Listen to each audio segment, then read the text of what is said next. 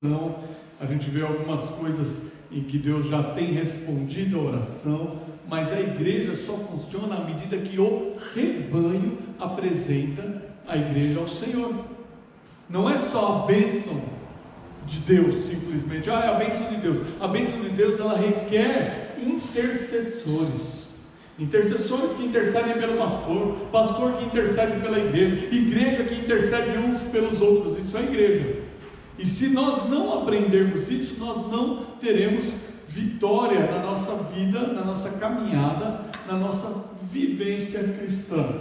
O que nos leva ao princípio da palavra de hoje, que é vivência cristã, ou seja, vivenciar Cristo todos os dias da nossa vida. Vida cristã é uma vida em comunidade e em comunhão. Viver uma vida cristã é uma vida em comunidade e uma vida em comunhão. Quando você vê no pátio de uma cadeia aquele monte de preso no horário do sol, eles estão vivendo em uma comunidade, não estão? Sim. Aí eu pergunto, eles estão vivendo ali claramente em comunhão? Não. Porque comunidade é um fator, comunhão é outro que se dá dentro daquela comunidade. Já dentro da igreja, deveríamos viver em comunidade e em comunhão. E infelizmente, muitas vezes, em muitos lugares e de formas diferenciadas, não se diferencia muito o exemplo que eu dei da cadeia e da igreja. Porque nós vemos pessoas se degladiando umas com as outras por conta de roupa, de nariz empinado, ou de coisas que falaram, ou do que disseram. Portanto, a palavra de Deus hoje vai nos ensinar que a comunidade cristã, a igreja, quando se fala em comunidade cristã, a igreja, 4 paredes onde nós nos reunimos, liderados por Deus, debaixo de uma denominação, uma placa, para efeito de organização. Esta comunidade, ela tem que viver em comunhão, porque Deus habita no meio dos louvores.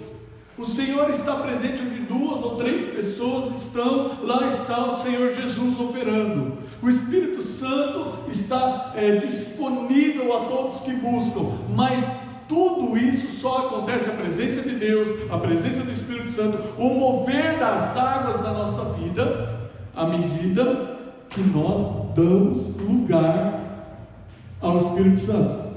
Porém, o Espírito Santo, Deus, Jesus, não divide a glória dele com ninguém. E ele habita em lugares santos, e diz para nós sermos santos como ele é. E acontece que muitos dos acontecimentos colocam às vezes um irmão contra outro irmão, a comunidade não vivendo em comunhão. E a comunhão se dá através do Espírito Santo de Deus. Quando esta comunidade, quando estamos juntos, quando nos formamos como comunidade, recebemos uma placa, uma denominação por conta da organização, mas temos o compromisso de termos comunhão para com Deus. E Deus nos ensina então a termos comunhão uns com os outros. Se sairmos fora disso, saímos fora da palavra. E se estamos fora da palavra, entramos no pecado. E se estamos no pecado, não entramos no céu. Portanto, é importante entendermos que vida cristã é uma vida em comunidade. Que Jesus, em seu ministério, viveu uma vida de comunidade e comunhão. Pega o período do ministério de Jesus, você via que ele constantemente estava no meio do povo. O povo estava em volta dele, e ele tinha esta comunidade seguindo ele para a beira do mar, seguindo ele quando ele estava dentro do barco, seguindo ele quando ele vai para a montanha, porque essa comunidade desejava a comunhão. E depois dos ensinamentos de Jesus e do trabalho que os apóstolos tiveram de aprender, e o exemplo de Jesus da comunidade, ficou também para os discípulos o exemplo da comunhão. Porque Jesus vem então e começa a se compadecer das pessoas, ele cria o fator da comunhão através de se compadecer, de se preocupar, de desejar a mudança na outra vida. E quando aquela vida percebe que Jesus quer mudar, que Jesus quer abençoar, que Jesus quer transformar, aquilo cria então uma comunhão. Eles passam a ser ligados. E Jesus começa a ensinar a respeito disso, e do Espírito Santo, e da subida dele aos céus, e da morte na cruz, e do perdão. E isso vai gerando naquela comunidade judaica um fator chamado comunhão. Fato que nem todos aceitaram e não aceitam até o dia de hoje. Mas você que já está na presença de Deus, que declarou Jesus como seu único e suficiente Salvador, você já pertence a uma comunidade, e esse Deus espera que você saiba aproveitar a comunhão entre os irmãos. Hebreus capítulo 10, versículos 24 e 25, há uma advertência que é voltada para você, cristão. Hebreus capítulo 10, versículo 24 e 25, não está falando com as pessoas do mundo, está falando com a igreja, com a comunidade que vive em comunhão, ensinando isso. Os que já acharam, diga achei. Glória a Deus. Os que nem não trouxeram Bíblia, diga amém. Estou brincando. Rapaz, não existe Bíblia em conjunto. Traga a Bíblia para a igreja. Vou pegar no pé dos crentes que não carregam a Bíblia. A Bíblia é a tua bandeira. Você tem no celular? Glória a Deus, usa para ler onde não deu para você carregar a Bíblia, mas traz a Bíblia física. Eu não sou contra a Bíblia no celular não, tá? Não estou pegando no pé disso não. É que eu acho assim, cada vez que eu desço do carro carregando uma Bíblia, cada vez que eu atravesso a rua carregando uma Bíblia, eu sou diferente de quem está com a Bíblia no celular. Porque alguém diz assim, alguma coisa tem de diferente. Ou ele é crente, ou ele é minha bandeira, é sua bandeira. A palavra de Deus tem que ser ostentada com alegria, amém? Hebreus capítulo 10, versículo 24 e 25. Aproveitando que eu falei da palavra de Deus, o dia que vocês verem que o pessoal do louvor, da liderança, está aqui em cima e não trouxeram Bíblia para leitura na hora da leitura, cobra eles, me ajuda. Quantos irmãos estão dispostos a me ajudar? Diga amém. Quando você vê assim, ó, o irmão no acordeão, na guitarra, no violão, no microfone, nos microfones, na bateria, e ao momento da leitura da palavra, você vê que ele não trouxe a palavra, pergunta daí, irmão, cadê a Bíblia? Tá bom? Fechou assim? Amém? Amém ou não amém? Assim vocês vão me ajudar, para que eles sejam os nossos exemplos. Eu me espelho em vocês na liderança. Eu sou pastor, me espelho em Deus, me espelho na minha liderança, me espelho nas irmãs, nos irmãos experientes de vida, de oração, porque nós vivemos em comunidade, e essa comunidade tem que ter uma comunhão, e a comunhão diz que nós devemos utilizar a palavra de Deus. Da mesma forma, quando você vê o irmãozinho chegando na igreja, pergunta, irmão, não trouxe Bíblia por quê? Se ele falar que não tem, manda ele falar comigo, com o irmão Pico. Nós temos uma Bíblia separada lá, e vamos te presentear para que você tenha uma Bíblia, amém? Amém. Hebreus 10, 24 e 25. Consideremos-nos uns aos outros para estimularmos ao amor e às boas obras, não abandonando a nossa congregação, como é costume de alguns, antes admoestando-nos uns aos outros, tanto mais quanto vedes que se vai aproximando aquele dia. Amém. E aí? Eu vou facilitar essa interpretação do texto. Está dizendo assim, vamos considerar a cada um dos irmãos agentes do estímulo alheio. Uns aos outros, vamos nos estimular, porque nós estamos numa comunidade, vivemos em comunhão. Vamos estimular o quê? Um ao outro, ao amor e às boas obras. Então eu vou virar para você, você vai virar para mim, vai virar para o outro, daí vai falar assim, irmão, o que você tem feito de bom para Deus? O que você tem feito de bom para o irmãozinho da igreja? O que você tem feito de bom para as pessoas necessitadas? Porque a Bíblia diz que nós devemos estimular uns aos outros, e estimular um ao outro é um fator que vai gerar ou uma preocupação da vergonha que nós vamos passar de dizer que eu não fiz nada, Ou vai gerar um ânimo de dizer, eu vou fazer, vou dizer para o irmão, eu fiz isso essa semana, eu falei de Jesus para aquele, eu evangelizei aquele, eu orei por aquele irmão, eu convidei o irmão. Pergunta para o irmão do seu lado, não agora, mas pergunta para ele, irmão, quem você convidou para estar na casa de Deus? Porque a palavra de Deus diz que nós devemos estimular uns aos outros ao amor, e o maior reflexo de amor é anunciar a salvação de Cristo Jesus. Amém? O amor e as boas obras. E ainda diz assim, que nós devemos considerar uns aos outros, para estimularmos uns aos outros, a não abandonar a congregação como é costume de alguns. Por que não abandonar a congregação? A congregação é a comunidade, é o lugar da comunhão. Quando você deixa a comunidade e a comunhão, você começa a ficar longe da vontade de Deus. Quantas pessoas você viu que já passou por esse altar, que já cantou, que já pregou, que já estiveram nesses bancos, que já adoraram, que já trabalharam, que já disseram, eis-me aqui, gratidão, é o primeiro lugar na minha vida, olha, eu estou aqui, eu estou animado, conta comigo.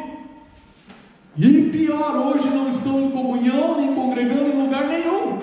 Ainda quando sai, decide, vai para outro lugar e serve a Deus e continua o trabalho, glória a Deus. Quando ainda está fazendo, está glória a Deus. Pelo menos não está indo para o inferno, está ganhando almas, glória a Deus. Mas uma grande parte deixa a comunhão, deixa a comunidade e vai viver a própria vida.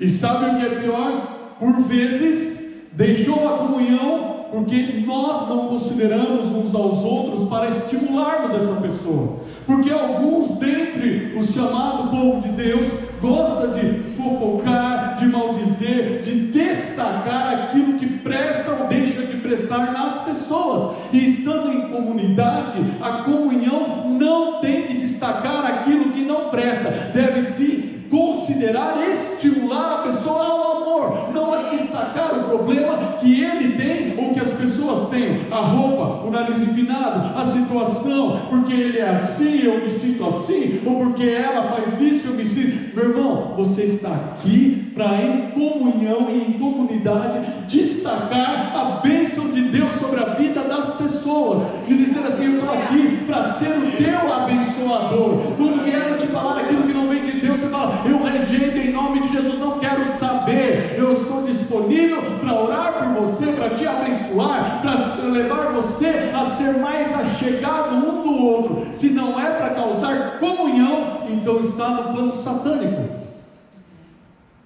Vamos considerar agentes do estímulo alheio, vamos nos preocupar em fazer com que a igreja, os irmãos se sintam bem neste lugar, dizendo, eu vou para a minha igreja, porque lá o pasto é verdejante, lá Deus fala comigo, lá eu recebo oração, lá o céu desce, lá eu subo até os céus, lá a graça do Senhor vem sobre a minha vida, lá eu ponho a cara no pó, eu peço perdão, eu participo da Santa Ceia, mas eu sinto o mover de Deus na minha vida. Isso é ser cristão, é receber a bênção de Deus de maneira a desejar que o seu irmão receba também, porque senão não é comunidade, não é comunhão. Hoje, vida em comunidade na igreja, ela chega a assustar o incrédulo. Tamanho é a quantidade de fofoca que acontece quando estamos juntos. Estamos juntos em fofoca quando Satanás impera nos corações e nas mentes. Estamos juntos na graça, na salvação, no poder, quando o Espírito Santo impera em nossos corações. Mas igrejas, não estou dizendo a nossa igreja, e não estou eximindo a nossa igreja disso. Estou dizendo que igrejas, de forma geral, muitas vezes deixam a mente, o coração, a malícia, o pecado falar no lugar da santidade. E a única coisa que deve prevalecer na vida de comunhão é a santidade. Todas as demais coisas que saem da santidade têm que ser excluídas, para que a igreja seja uma igreja genuína. para que toda palavra gere um crescimento, uma mudança, para que todas as vezes que você clamar ao nome do Senhor, Ele ouça a sua voz com clareza, sabendo que não há separação entre Deus e a igreja por conta do pecado. E se o Senhor voltar a buscar você, noiva, nós, noiva do Cordeiro, Ele possa encontrar a tua lâmpada cheia de azeite. Sabe?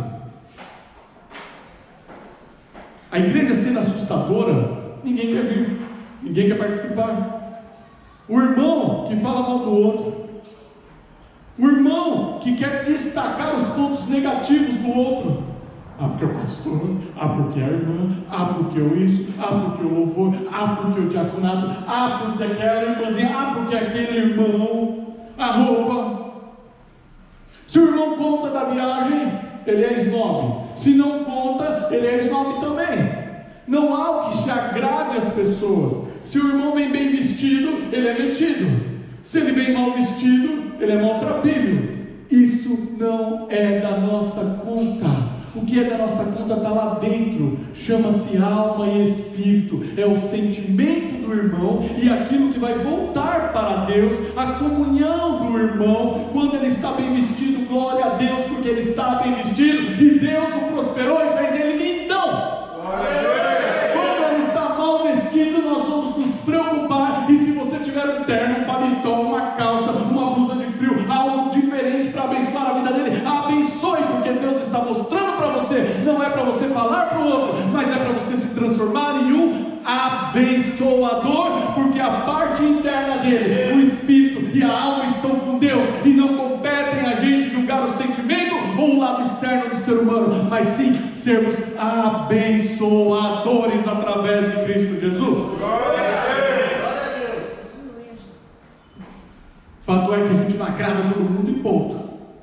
Se você falou é porque você falou, se você não falou é porque você não falou. Se você cumprimentou, veio me cumprimentar porque acho uma desculpa porque você cumprimentou. Se você não foi até, também não veio até mim. Nós vivemos em comunidade, isso já é fato. A transformação vai ser a hora que vivermos em comunhão. E a comunhão vem através do partir do pão. A comunhão vem através da Santa Ceia. A comunhão vem através da profundidade de relacionamentos internos, de olhar para nós mesmos e vermos que, sendo pastor, diácono, músico, ministro, sendo ovelha, sendo alguém que varre o chão, alguém que cozinha, alguém que trabalha no alto escalão da igreja, alguém que prega em multidões, não importa, independente de onde você esteja, você pertence ao mesmo Deus, é irmão através de Cristo Jesus, tem acesso aos céus, tem teu nome no livro da vida. Isso é que é importante, a comunhão gerada pela convivência, mas para isso nós temos que olhar para dentro de nós, e isso é complicado, sabe? As pessoas fazem muita propaganda dos pastores que perdem dinheiro, dos pastores que só pregam aquilo, fazem propaganda das cantoras gospel que deram escândalo, que se envolveram com esse ou aquele escândalo, passam o WhatsApp na maior alegria, com a piada, a chacota, distribuindo até para quem não é crente, falando mal de um pastor, falando mal de uma denominação. Irmão, em nome de Jesus, esquece as desgraças e se apega à graça de Deus. Não glorifica aquilo que vai fazer as pessoas desviarem mais do Evangelho. Distribui aquilo que fala de salvação, de cura, de mudança, de transformação. Passa uma mensagem dizendo: seja abençoado em nome de Jesus. Não passa aquelas mensagens prontas, não. Escreve: fulano de tal, Márcia, Maria, Joaquina, Ricardo, André, eu te amo em nome de Jesus. O Senhor Jesus te ama. Descreva para que eles vejam que você está gastando um tempo para dizer que Ele é importante para Deus. Glória a Deus. Mas basta uma cantora causar um escândalo e passa para o outro, passa na internet, passa no Facebook, passa no WhatsApp. Meu irmão, a Bíblia diz assim: ai, ai, e esse ai dói, esse ai significa dor, esse ai significa decepção de Deus, esse ai significa acorda. A Bíblia diz: ai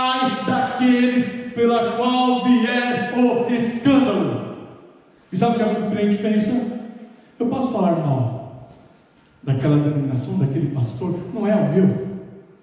Outros falam até do dele mesmo. Eu posso, mas isso é escândalo. E o escândalo, a Bíblia diz, ai daquele pela qual vier o escândalo, não passa, não dissemina aquilo que serve de chacota, porque o crente errou e você é mal visto pelo erro dele, porque a mulher que estava lá na frente cantando para a multidão caiu, e você é mal visto por causa do erro dele, porque ela estava na mídia, porque ela era cantora famosa, porque ele é cantor famoso, porque ele errou. Deixa eles com o problema deles, Deus cuida dos seus. E se não for seu, o diabo cuida dos dele. Mas você não é Deus e não é diabo, você é servo. E o lugar de servo é de transmitir a glória de Deus. Faça propaganda das coisas boas. Se desapega da maldição de passar coisas ruins. Não fica desabafando no Facebook. Pastor, por que você está falando dessas coisas? Eu não vi nada da nossa igreja para dizer assim, olha, foi isso que aconteceu, não é disso que eu estou falando. Eu estou falando antes que aconteça. Olha para as pessoas que entram na rede social. E é social por quê? Porque é uma comunidade virtual. E na comunidade virtual, se você não consegue ter comunhão, não participe. Na comunidade virtual diz assim, ai, o meu dia está uma desgraça. Tem dia que a gente acorda com o pé esquerdo, só mesmo escrevendo isso, para que as pessoas saibam da indireta que eu estou dando. Para de pôr a tua vida nas redes sociais, para dizer se você se lamenta ou não se lamenta. Coloca lá, Deus seja louvado, e isso vai chacotear um monte de gente. Eles vão sentir a presença de Deus, através daquilo que você escreveu com propriedade, porque os dedos que digitam têm o mesmo peso da boca que fala, da mente que pensa e do ato que se toma. A pessoa achando que o que ela digita não tem poder como aquilo que ela fala. A sua digitação responde pela tua voz, pela sua atitude, e está registrado lá nos céus aquilo que você escreve. Pare de se lamentar e aprenda a glorificar a Deus, porque a palavra de Deus diz que todas as coisas cooperam para o bem daqueles que amam a Deus. Aleluia. Sabe? Fazem a propaganda da desgraça com tanta alegria, mas não tem a mesma capacidade, a mesma insistência, a mesma perspicácia, a mesma firmeza para falar do Evangelho, para elogiar o teu irmão. Elogia, você já pensou em elogiar o teu irmão? Alguma vez na sua vida você já pensou em tudo que você já falou de ruim, de triste, e resolveu reverter isso? Vem para a casa de Deus, dá um abraço gostoso na pastora Amparo e fala: pastora, eu tenho certeza que muitas bênçãos da minha vida vieram através da sua oração. Vem para a casa de Deus, pega o diácono, a diaconisa que estiver na porta, a mulher pega outra mulher, abraça ela, o homem pega o outro homem, abraça ele e fala: eu louvo a Deus porque vocês mantêm a casa de Deus funcionando. Olha para a tua igreja, o que ela já foi, o que ela é, mas não diz assim: ali está uma manchinha. Olha e fala assim: meu Deus, como mudou, como Deus é bom, a minha oferta abençoou, a iluminação é outra, a minha oferta tem sido abençoadora, o púlpito está mais bonito, mais vistoso, e tudo isso não é alegria pastoral, não é alegria sua só, é a alegria que nós temos para a glória de Deus, de manter a casa dele funcionando, no principal motivo de dar glórias a Deus, de almas serem salvas, de vidas serem transformadas e terem um lugar para viver em comunidade e em comunhão diante de Deus. Porque as pessoas vêm e vão, e a Bíblia diz assim: admoestando-nos uns aos outros, para que não abandone a congregação como é costume de alguns. Recebe, recebe, recebe. E quando você vem entrando no escritório, fala assim: eita, vai contar mais uma bênção. Aí sabe qual que é a palavra? Pastor, viemos aqui porque o nosso tempo já deu. É triste, é duro, é cruel muitas vezes, porque foram horas de oração. Não foi só o pastor e a pastora, teve irmãos orando, irmãos pedindo, irmãos vindo todos os dias na reunião de manhã de oração, dizendo: Senhor, abençoa, Senhor, faz a igreja crescer, Senhor, prospera, Senhor, cura. E ela participa de uma igreja que cresce, de uma igreja que cura, de uma igreja que abençoa, e fala: meu tempo acabou aqui, não abandonando a congregação, como é costume de muitos, porque isso mostra a falta de comunhão com Deus e com os irmãos. E onde a falta de comunhão com Deus e falta de comunhão com os irmãos não está mais acontecendo no plano de Deus. Vocês vão me entender até aí? Amém. Conforme nós lemos em Hebreus, correm para todo tipo de notícia ruim, mas na hora de servir a Deus, na hora de pôr as coisas para funcionar, pastor, deu meu tempo, Deus falou. Fator é que algumas pessoas que vão embora, o pastor e a igreja podem dar graças a Deus, porque eram pessoas sem azeite, sem unção, usados por Satanás e não querendo mudar de vida, Ô pastor, como isso é cruel? Ou Satanás não entra na igreja? Satanás não vai na presença de Deus?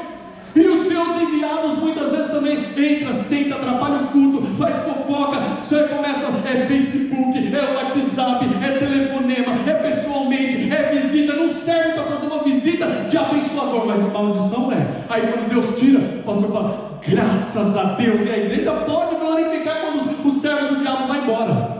Mas e quando não é o servo do diabo? E quando é aquele irmãozinho que veio, que aceitou Jesus, que está com o coração cheio, mas foi contaminado? E quando era aquele irmãozinho que veio, que trouxe a família, e que era servo, e que a igreja podia contar com ele para toda a boa obra, mas aí uma conversa, uma fofoca, um diálogo, porque comunidade tem duas escolhas: ou vive em comunhão, ou vive em desgraça. Não tem meio termo. Ou somos unidos através de Cristo Jesus, ou somos servos do diabo. Porque Jesus Cristo disse, e aí a base bíblica: quem comigo não ajunta, falha. Vocês que aqui estão hoje, estão vivendo em comunidade e em comunhão. Então por que você tem que ouvir isso? Por que eu tenho que pregar isso? Por que nós temos que ouvir isso? Porque o Senhor está nos blindando a aprender que se não é da comunhão, então temos que tirar fora do nosso ouvido. Pastor, aconteceu alguma coisa que você está falando isso? Não, em nome de Jesus, eu estou dizendo, não aconteceu nada. Deus está nos ensinando a nos livrarmos das cobras antes que sejamos picados. Sabe que tem cobra? Passa longe. Sabe que tem fogo? Não põe a mão. Sabe que tem veneno? Não bebe, porque o Senhor veio para te dar vida e vida em abundância. Tem palavras que fazem a cobra nos picar, tem consolo que não são consolo, são copos de veneno, tem palavras e orações que são contrárias à vontade de Deus, mas nesse lugar tem pessoas capacitadas para te abençoar, pessoas capacitadas a te dar alimento, pessoas capacitadas a pôr a mão na tua cabeça e te abençoar em nome de Jesus, porque são pessoas cheias do Espírito Santo de Deus. Não se deixe contaminar, seja cheio da comunidade, seja cheio da comunhão, seja parte do corpo de Cristo na face da terra.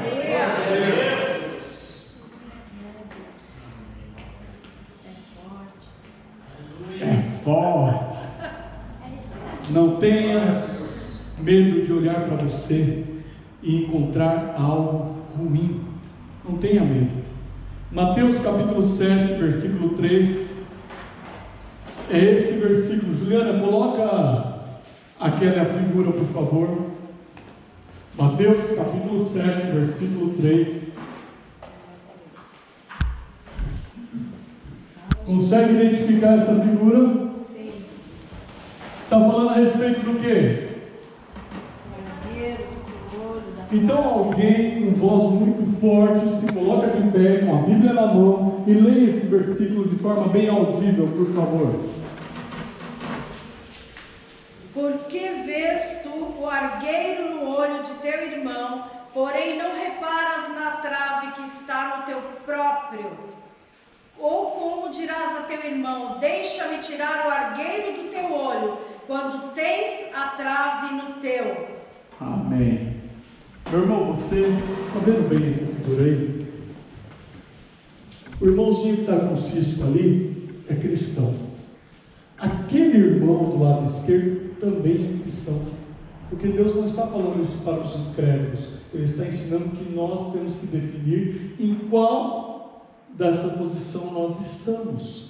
Isso é crescimento. Isso é vida cristã. Isso é buscar de Deus a resposta certa. Quando a palavra de Deus diz isso, ele está dizendo assim: não tenha medo de olhar para você mesmo. Que pode ser que você encontre na tua vida um pequeno cisco, mas pode ser que você encontre uma trave gigante no teu olho.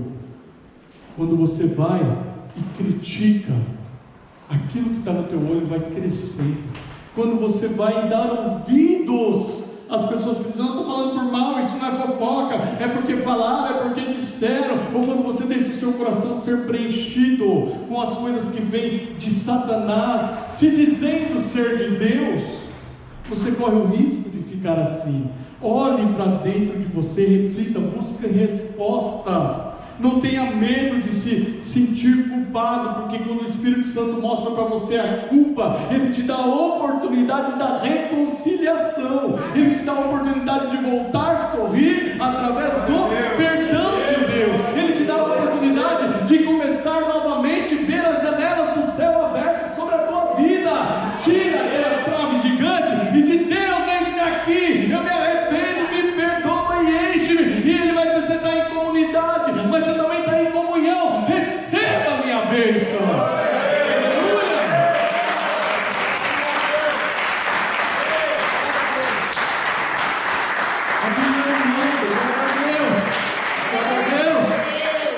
Glória a Deus. A Bíblia não manda você ir procurar o médico e falar assim: doutor, o que eu tenho? O médico dos médicos já lhe foi apresentado. Sabe o que ele disse para você? Examine-se a si mesmo. Examine-se a si mesmo.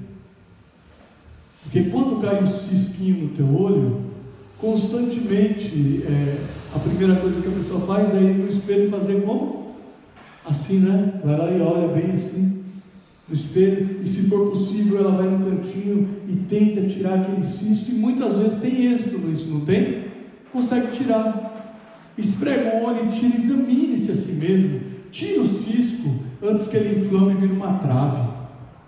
Deixa as coisas que falam da tua igreja, do crente, dos crentes, das igrejas, dos que só pedem dinheiro, dos que só pregam isso ou aquilo. Viva no pasto que Deus te deu, porque no alimento que Deus está te dando, Ele está mostrando as suas obrigações, Ele está mostrando o que você não pode fazer, mas Ele também está dizendo: olha, esse alimento que você recebe da palavra é rico em nutriente de bênção, é rico em nutriente de cura, é rico em nutriente de perdão, é rico em nutriente de comunhão, é rico no nutriente de comunidade e de comunhão. Deus está te ensinando a se alimentar daquilo que te faz forte, daquilo que te capacita a ser soldado, daquilo que te capacita a ir para a guerra. Ele não está te dando água dizendo que está te dando feijoada, não. Ele está te dando alimento com substâncias cheias de vitamina, um alimento forte, dizendo: você vai aprender, vai mudar de vida, vai resistir ao diabo e ele vai fugir de vós. Aleluia! Glória a Deus!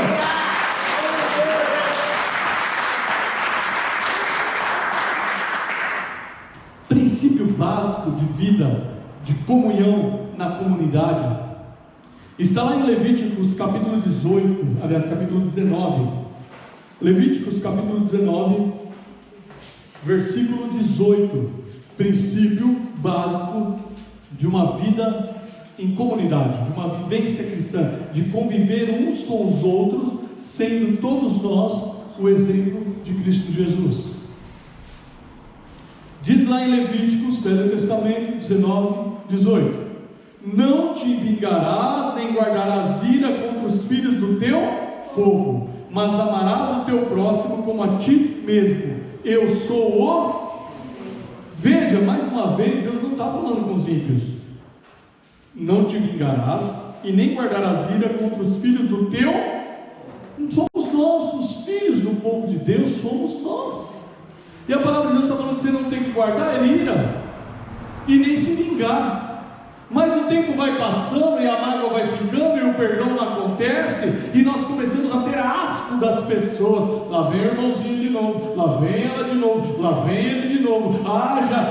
Fica tão irritante que ver o perfil dele no WhatsApp incomoda.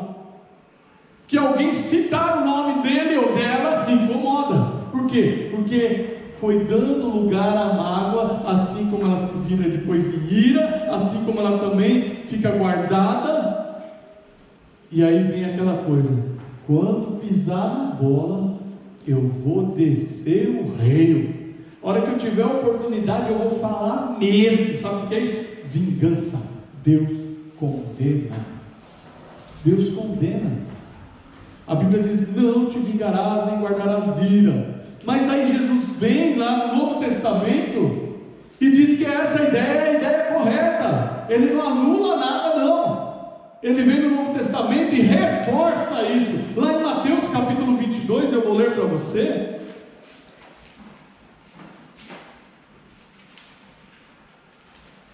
Mateus capítulo 22, no versículo 38 e 39. Aliás, já vou ler o versículo 37. Respondeu-lhe Jesus: amarás o Senhor teu Deus de todo o teu coração, de toda a tua alma, de todo o teu entendimento. Esse é o primeiro grande mandamento. O segundo é semelhante a este: amarás o teu próximo como a ti mesmo. Então não se vingar, nem guardar ira contra os irmãos. Não é exatamente amar o próximo. E lá no Velho Testamento fala: amarás o teu próximo como a ti mesmo. No Novo Testamento, amarás o teu próximo como a ti mesmo. E depois, quem é que está se degladiando? Porque os bêbados lá no mundo estão bebendo junto e sendo a moda deles, na crença deles, felizes juntos. Um racha a cabeça do outro e os dois saem do bar juntos, abraçados, um empurrando o outro, apoiando o outro na rua. E os crentes às vezes dão lugar a Satanás, e um se levanta contra o outro, porque o plano de Satanás é cumprir o que ele conseguir de matar, roubar e destruir. E ele conhece a palavra de Deus, e a palavra de Deus diz que uma casa dividida entre si, o que acontece? Não subsiste. Uma casa dividida entre si não subsiste.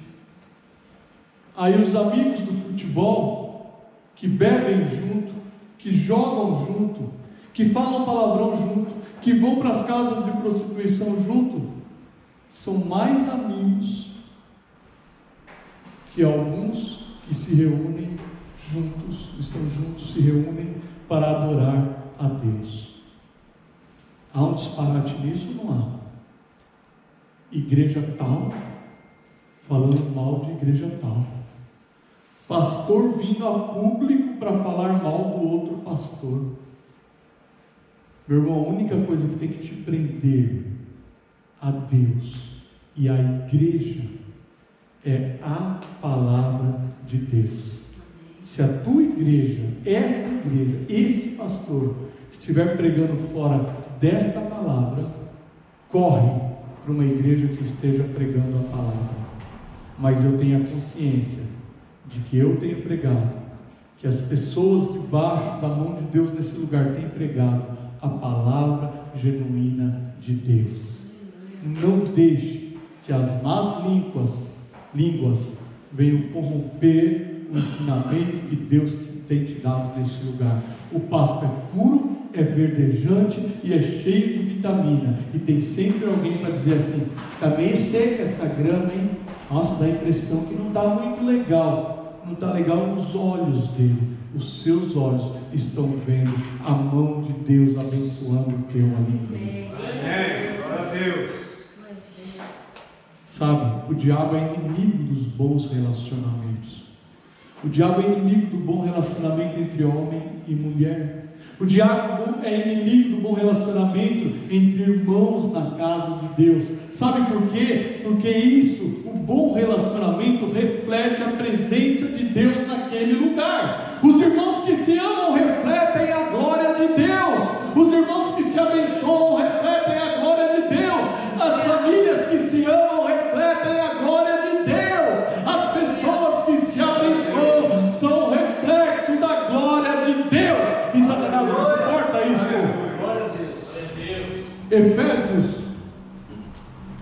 capítulo 2. Está aí no telão esse daí, Ju? Efésios capítulo 2, versículo 1 a 5. Eu vou subir da filmagem por alguns segundos, você vê o que você faz. E vos vivificou estando vós. Olha lá no telão, vamos ler aquela versão dessa. E vos vivificou estando vós mortos em ofensas e pecados. Deus te deu a vida quando eu estávamos mortos. Continua aí.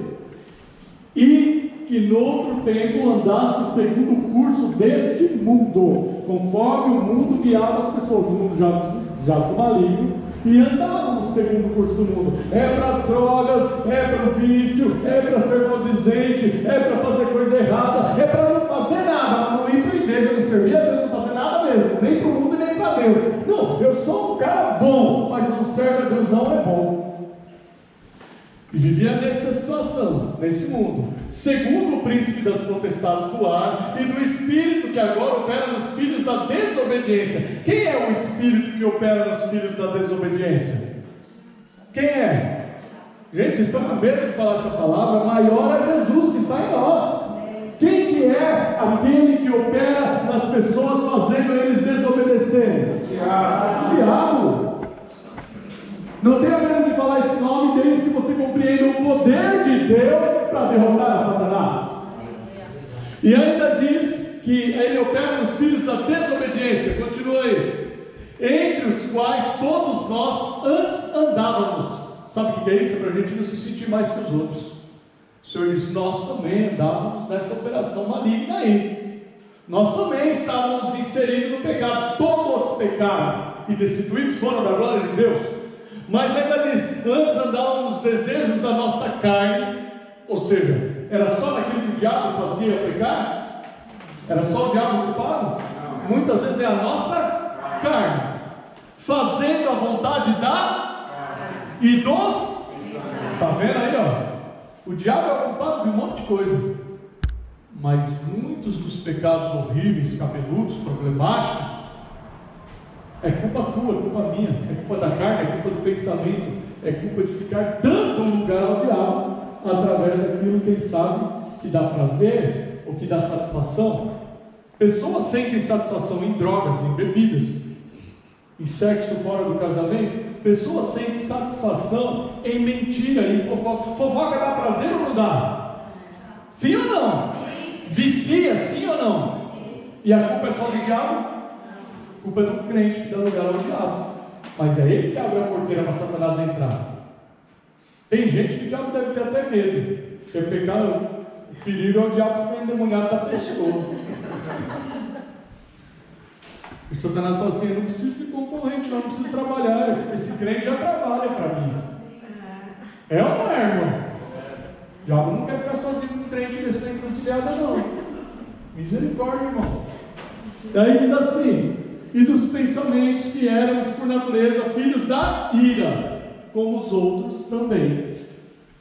Mas Deus, que é riquíssimo em misericórdia, pelo seu amor com que nos amou, estando nós ainda mortos em nossas ofensas, nos vivificou juntos com Cristo. Pela graça, estávamos mortos, pertencíamos ao mundo, deixávamos a mente e a carne dominar, porém hoje, pela graça, sois salvos. Aleluia!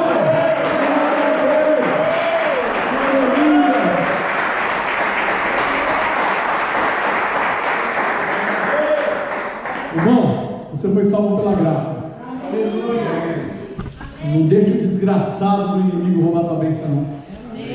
Não deixa o que se diz irmão e é desgraçado. Pastor, que palavra forte. Eu explico. Talvez para você que esteja assistindo não se chocar. A igreja está acostumada com essa explicação. O que é desgraçado? É estar ausente da graça de Deus. E alguns dito crentes, e abre aspas, fecha aspas nessa palavra crentes, são desgraçados. Não têm a bênção de Deus, não têm a graça de Deus, porque não desejam, porque preferem a consciência, o pensamento maligno, preferem amaldiçoar do que abençoar, e se dizendo crente, deturpam o crescimento de outros que são cristãos, levam outros que são cristãos para o inferno, tiram da igreja para que ele não fique em lugar nenhum, tira da igreja boa para pôr na fraca, tira da onde ele está porque faz uma propaganda maldita daquilo que é bênção. Portanto, aquele que se levanta para amaldiçoar o lugar onde Deus dá o alimento, corre o risco de pagar um sério preço, porque está cuspindo no prato que Deus dá o alimento. Mas isso acontece, e nós já vimos em outras igrejas, já vimos na nossa igreja, e eu já nasci e cresci aqui para cá com 4 anos de idade, estou para fazer agora 48. Quantas pessoas eu já vi tratar como maldição aquilo que Deus tinha dado como bênção?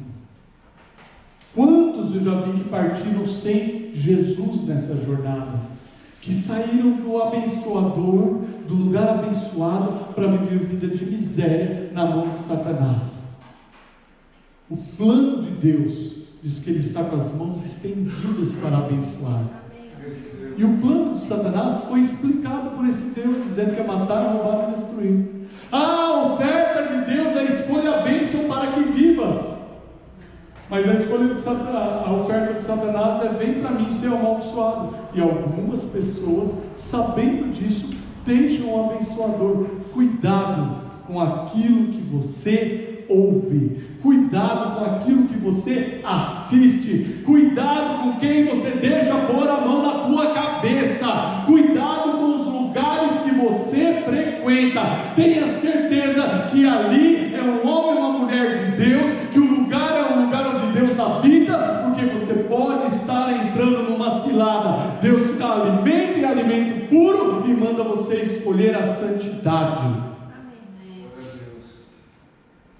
Uma vez, em uma das despedidas, uma pessoa disse assim: pastor, eu estou indo embora porque o meu tempo já deu. E talvez você não goste dessa resposta. Eu disse: graças a Deus, é bênção para você e é bênção para todo o rebanho, porque você vai ter a oportunidade de se arrepender e procurar um lugar onde você se sinta bem e servir a Deus de verdade, porque você não está servindo aqui de verdade. Aí você vai falar: pastor, isso é cruel, isso não se faz. Ah, não? Vai lá ler a parábola das 10 virgens. E agora eu vou explicar isso biblicamente. Fazia parte do ritual que aquelas noivas tivessem a sua lamparina acesa na chegada do noivo. E 10 noivas nessa parábola estavam aguardando o noivo chegar, assim como a igreja aguarda a vinda de Jesus. Porém, na demora do noivo em chegar, acabou o azeite de quantas noivas? 5. Metade das noivas estavam despreparadas. Quando o noivo vem chegando e anuncia que o noivo vem chegando, elas correm lá no versículo 9 de Mateus capítulo 25. Põe só o 9 aí para mim. No versículo 9 de Mateus capítulo 25, diz assim: as prudentes, porém, responderam: não seja o caso que nos falte a nós e a vós. Olha que interessante, essas que tinham terminado o azeite, que a sua lâmpada tinham apagado, que já não estavam mais aptas àquele casamento, não estavam mais com a preparação que deveriam ter para encontrar-se com o noivo, não tinham mais o que era necessário para o ritual do casamento, que era a lâmpada. Era a única coisa que elas tinham que ter, a lâmpada, com azeite suficiente para receber e acompanhar o noivo. Esse era o ritual. Porém, elas ficaram ali, cochilaram, acabou o azeite, mas as outras vieram preparadas. Quando no versículo 8, elas são chamadas insensatas, e diz assim: as insensatas disseram às prudentes: dai-nos do vosso azeite. As nossas lâmpadas se apagaram. Olha que interessante. Aí, as pessoas acham que eu sou crente, você é crente, somos servos, a gente tem a obrigação de aceitar tudo o que acontece dentro da casa de Deus. E que temos que baixar a cabeça e dizer: irmão, você está perdoado, é assim mesmo, eu vou repartir agora o meu. Você pisou na bola? Você não estava preparado quando o noivo veio? Não vai dar para repartir o azeite, porque no versículo 9 diz: não seja o caso que nos falte a nós e a vós. Existem amigos que te fazem afundar.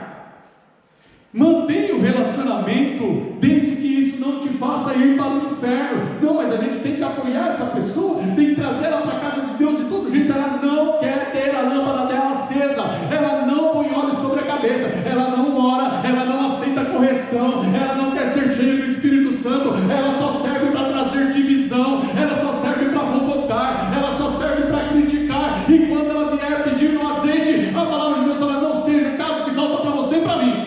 Eu não vou repartir, porque eu vou repartir, você não vai ter e eu não vou ter, nós dois não vamos subir. Sabe o que é isso? É quando nós damos ouvido e queremos repartir a nossa bondade com a pessoa que está fora da vontade de Deus. Se ela quer viver na desgraça, não deixe que ela te arraste para o inferno, porque quando a noiva vier buscar a igreja, certamente só vai subir a noiva que estiver com a lamparina cheia de azeite. Aleluia!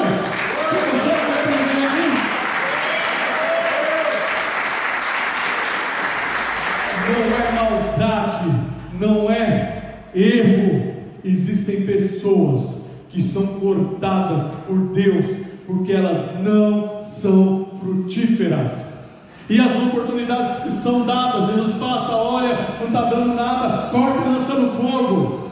Me dá mais um tempo, daqui um ano, aí se voltar lá e ver que aquilo frutificou, vai permanecer lá. Mas se não frutificou, a Bíblia diz que a árvore que não dá fruto, ela é cortada e lançada ao fogo. Não é o pastor, não é a dureza, não é a igreja, não é a falta de amor. A realidade é o seguinte: não deixa o mundo entrar na igreja e te levar para o inferno, porque você não deve ser resgatado pelo diabo, porque você já foi resgatado pelo precioso sangue de Cristo Jesus na cruz do Calvário. E seja assim. As 5 tolas, aquelas que não deixaram, tchau para elas. Os que não querem saber de Deus, tchau para Ele. Eu vou permanecer firme onde Deus me plantou. Eu vou alimentar-me, eu vou crescer, eu vou ser diferenciado dos outros, não para minha glória, mas para que eu possa glorificar aquele que me amou primeiro. Deus te abençoe em nome de Jesus.